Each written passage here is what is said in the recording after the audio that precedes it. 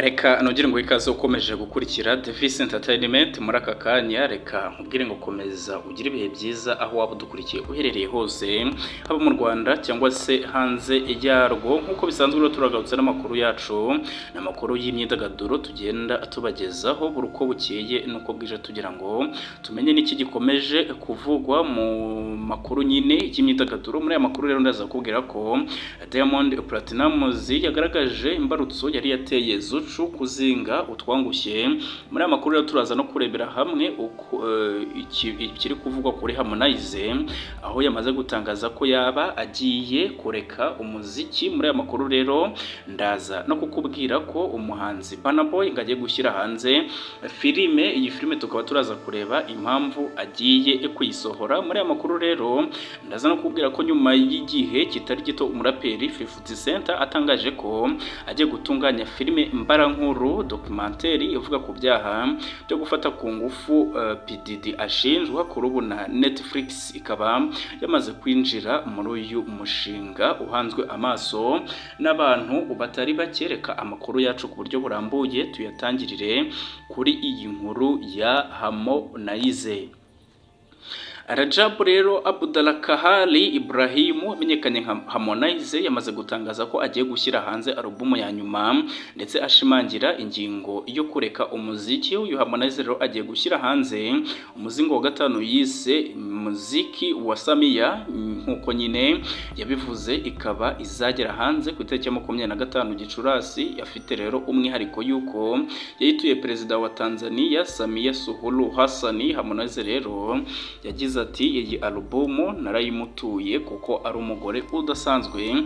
Ikindi rero cyatangaje benshi kuri iyi alubumu nuko uyu muhanzi yatangaje ko ariyo ya nyuma yagiye gukora mu mateka y'umuziki. Ati uyu kandi ni umusozo w'umwuga wanjye mu muziki. Avuga ko igihe cyose yaririmbaga yakoze iyo bwabaga, mu gihe cyose yaririmbaga, bityo ko ibyo atahaye abantu ngo ari byo atarafite. Ibi rero abitangaje nyuma gato yuko yaherukaga kwerekana ko uruganda rw'umuziki rwamaze kuba imbata y'ishyari.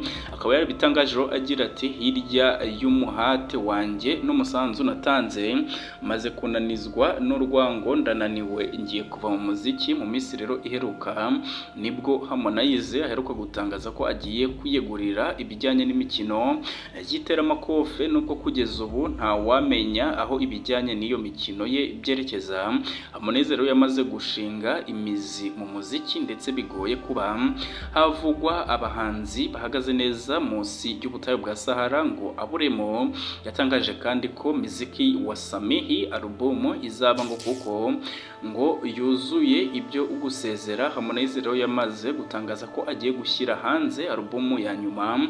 Ubudasa bwa perezida Samia bwateye Harmonize kumutura alubumu nshya agiye gushyira hanze. Harmonize rero akaba yaramaze gutangaza ko agiye kuva mu muziki kubera ishyari riburimo.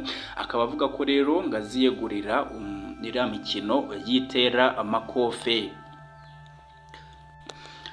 Reka nanone tudatinze amakuru yacu, nkuko nakubwiye ko uyu munsi tubafite amakuru menshi, tuyakomereze kuri iyi nkuru ya Diamond Platnumz, aho yagaragaje imbarutso yari yateye Zuchu kuzinga nyine utwangushye. Uyu Nasebo Abdul Juna Isaac wamenyekanye nka Diamond Platnumz uherutse kugirana ibihe byiza n'umukunzi we Zuchu i Dubai, yakomoje ku mbarutso nyayo yari yatumye uyu muhanzikazi amuta mu nzu akigendera. Diamond Platnumz yatangaje ko yamaze kubona ubutumwa bw'abagabo bumaze iminsi bushaka kumuyobereza nyine umuziki, ubwo yavugaga zihura na Osama cyangwa se Zuchu. Diamond rero yavuze ko bidatinze kandi agiye gutangira kubashyira hanze. Ati ndatangira gushyira hanze ubutumwa bwabo bwamaze kungeraho. Abo rero bamaze iminsi bikundishwa kuri Zuchu. Mu minsi rero ishize nibwo aba bombi baherukaga i Dubai, aho bagiriye ibihe byiza. Bikaba rero byari nyuma y'amakuru yavuga yavugaga ko batandukanye. Amakimbirane yabo rero yatangiye nyuma y'uko Diamond ubwo yari mu iserukiramuco rya Serengeti yahamagaye Salah bahoze bakundana. Icyo gihe rero yahishuye ko Salah ari we wabaye imbarutso y'indirimbo Kamwambiye. Ntabwo Zucu yabyakiriye neza. Bidatinze rero Zucu wihagazeho mu karere mu muziki yahise ajya ku mbuga nkoranyambaga agaragaza ko arambiwe gusuzugurwa.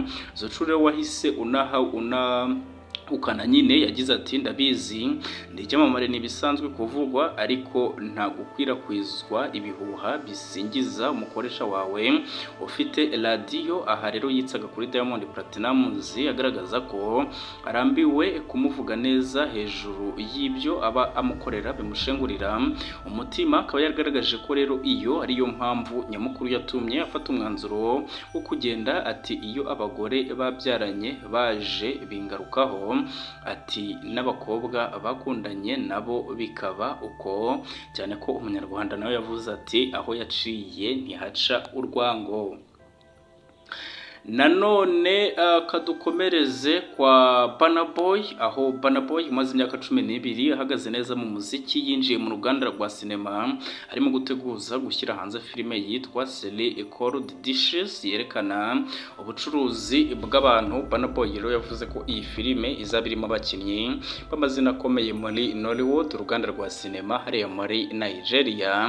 Ni filime rero yayobowe na Asolof Oruseyi, ni umuhanga mu kuyobora no gutunganya filime kuko afite igihembo cyo muri 2016 yegukanye abikesha filime yise Ade with a Diff. Burna Boy rero muri filime ye afitemo inshingano zo kuba ari we uyoboye umushinga wose wa filime yise Serie Cold Dishes, irimo abakobwa batatu Esos, Fatuma na Giselle. N'abakobwa rero bakiri abangavu baba baragizweho ingaruka no kubacuruza aho basambanwa ntibishyurwe. Nyuma y'imyaka 13 rero bihuriza hamwe bakicuruza mu rwego rwo kwibohora ku bagabo. Burna Boy rero azacuruza filime abinyujije muri sosiyete yitwa Spaceship Films yatangije muri 2015. Ni sosiyete rero afatanyije na nyina Bose Oguru. Mu kiganiro rero na Variety Magazine, Oruseyi wayoboye iriya filime yasobanuye ko iri muri filime nziza nyine zabayeho mu mateka ya sinema yo muri Nigeria. Ati iyi filime yerekana bya nyabyo uko abakobwa bacuruzwa. Ni imwe rero muri filime nziza zabayeho muri Nigeria. Filime rero ya Burna Boy irimo abakinnyi bafite amazina azwi muri Nollywood nka Osas Igadalo, Waje Ojo, Fami Jacob, Ruby Akubeze, Bilitus Richard, Greg Ofefua ndetse n'abandi. Ni filime kandi irimo abakinnyi bo hanze ya Nigeria nka Fati Toure na Maudi Gerard bo muri Cote d'Ivoire. Kabizagaragaramo kandi Amelie Mbaye na Menta bo muri Senegal. Filime ya Burna Boy rero ikaba yaratunganyijwe na sosiyete yitwa Black Mike Maka isanzwe imenyerewe mu kuyobora filime zo muri Afurika n'izo muri Aziya. Iyi filime rero ya Burna Boy yongeye guhuza abahanga mu gutunganya filime barimo Dube na Groba bagize uruhare muri filime nyinshi zagurishijwe akayabo k'amafaranga muri Netflix.